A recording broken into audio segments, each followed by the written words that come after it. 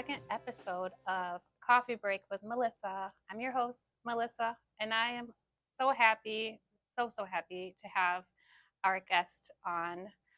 His name is Danny Zittle, and Mr. Zittle is the inspiration behind the show. So glad and grateful to have Nope. him here. No pressure. No pressure. Danny, so may I ask, can you tell our viewers your role at LSSI? I have the distinct pleasure of getting to work with foster families in achieving permanency through adoption or guardianship. Oh, wow, that's great. And you sent out an email. It was the 27th of February, 3:30 in the afternoon, saying, I'll let you tell us what you Well, sent and why. we have a representative from DCFS join us when we have an adoption packet that is ready to go to the state of Illinois for approval. And the steps that have led up to that are many, very detailed steps. So when we give this representative a call, it's a big deal because we hope that he doesn't find any mistakes or rewrites in the documents. And he didn't, and it was really exciting. And our team likes, we like to celebrate that because it's a big deal.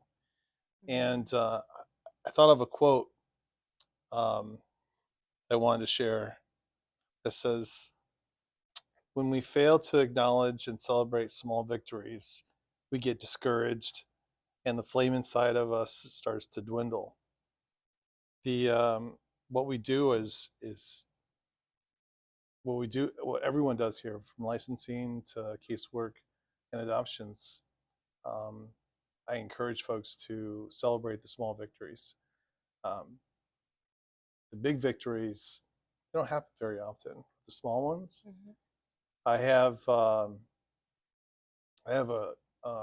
coworker that sits right in front of me, and she's amazing. And I've heard her conversations, conversations with clients that were really, really difficult. Almost sounded like talking them off the edge because of frustration or whatever. And she would be quiet, she would be calming, she would be attentive, and absolutely brilliant. As soon as she's done with that phone call, which probably was 20, 30 minutes long, I raced over around the corner and I high-five her. Like, that was great. Because those victories, no one's they usually don't get acknowledgement, and they're usually very, very difficult to achieve. When you can get a client to, if they're in distress, to get them to a point where they are feeling good about whatever decision they're trying to make. And that's an achievement. That's a victory. Absolutely.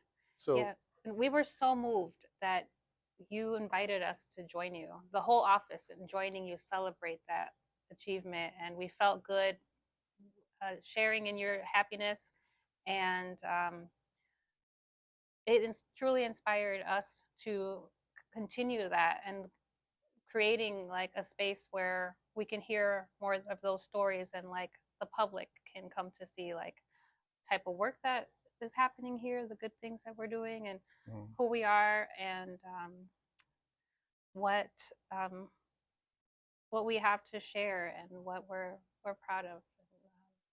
So thank you. And along with that is the fact that we wanted you to be comfortable as you come and share those stories. So the part of this show is talking about coffee and all things beverage. So can I ask you what you're drinking today, or what's your favorite warm beverage? Phil made me some really amazing espresso. I'm going to be so productive today.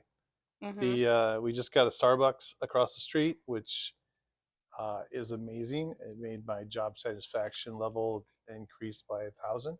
Mm-hmm. My favorite is a tall quad Americano, blonde Americano. The blonde Americano has more caffeine. I like saying quad, but that's just 2 extra shots.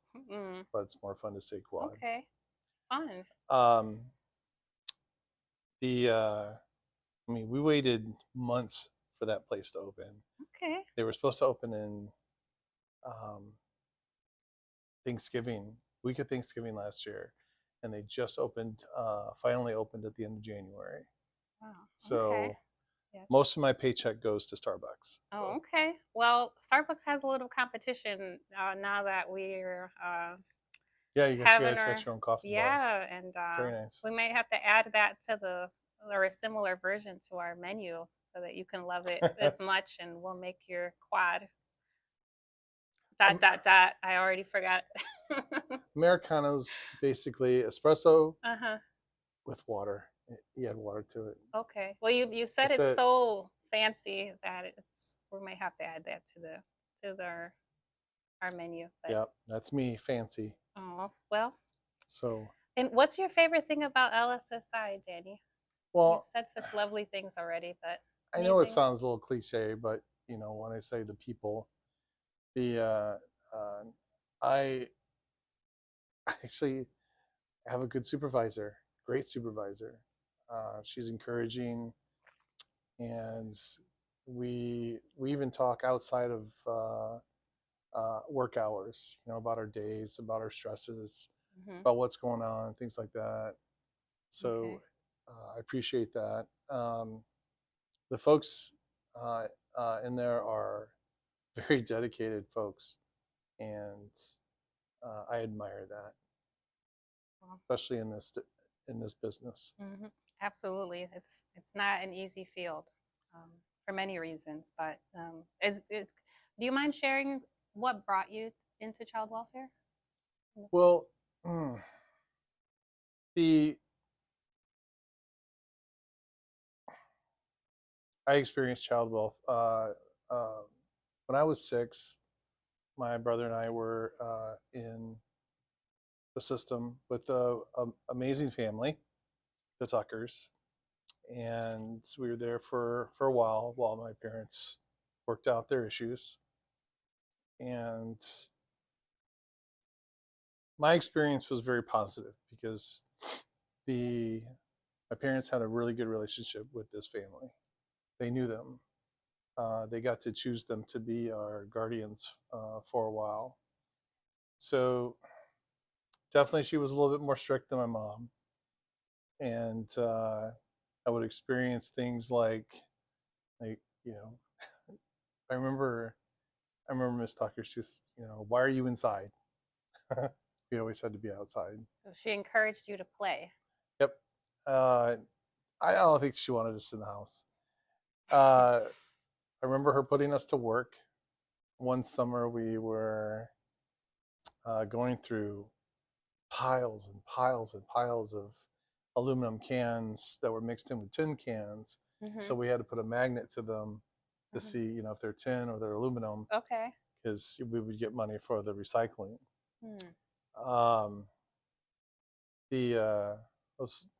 don't have to, that's only memories. I just remember it being a positive experience compared to what I know a lot of children go through with parents that are going through difficult periods, and when the children have to be removed from the household. I know it's not always positive, but that's what inspired me to want to go into child welfare. This is what I originally went to school for.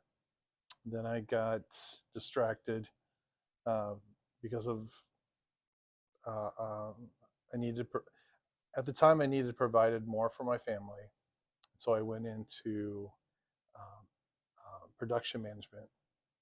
That was a long journey, long hours, but I got to a point where I realized that I look back at the last 15 years of my career, and I hadn't contributed to my community at all. I just, I sleep and I work, sleep and I work. Putting, making sure these deliveries are done on time, that this production is done on time, but not directly contributing anything positive to my community. So you chose to pivot and Yeah, use. that was. So I jumped back jumped back into school, and I really wanted to work with Lutheran Social Services. Heard nothing but good things. And first year went by, they didn't hire me. I was like, oh. And I finally got that interview. I was so excited. That was really cool. Thank you, Danny. Wow, I didn't know those things about you, and you're a walking success story, and the shows what comes out of like best practices in child welfare, and how you.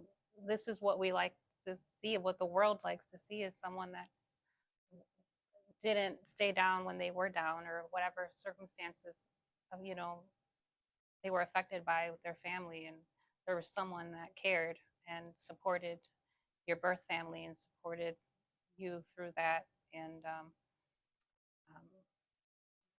thank you for sharing that with us. I love that you guys work diligently on recruiting foster families. Yes, you guys do that, right? Absolutely. Yeah. Yes. Yeah. Yes. And we hope to see more of that. Finding those families, I'm inspired by that. When you find that family, and they are so precious, especially emergency situations. Hey, can you take in this child? Yes. So I think very, very highly of foster families, of parents, individual or or couples that are willing to take in a child, complete stranger, with open arms, and welcome them into their family. And you just don't know who that child will be, and how what you're doing and pouring into that child will, pay dividends later, and how they're going to contribute to society, such as what you're doing. Yeah. And is there a win or something that you're either working towards or that's already happened since that? Yeah.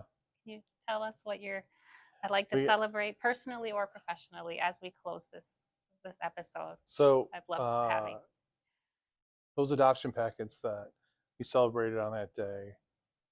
They both passed FFP, which was huge. I get the packets back, then I gotta make copies and do some stuff and get it over to the attorney. Got email yesterday. The attorney has already set a adoption date of April 2nd. Yay! So, yay. Bravo! Yes, one more child that can come out of the system, and you've helped be that bridge for that. Yeah. So thank you so much. Loved having you. Thank you for sharing your story, for being on the front lines, supporting kids, supporting families, being intentional about what you do and where you do it. And we're grateful to have you. Thanks for having me. Thank you.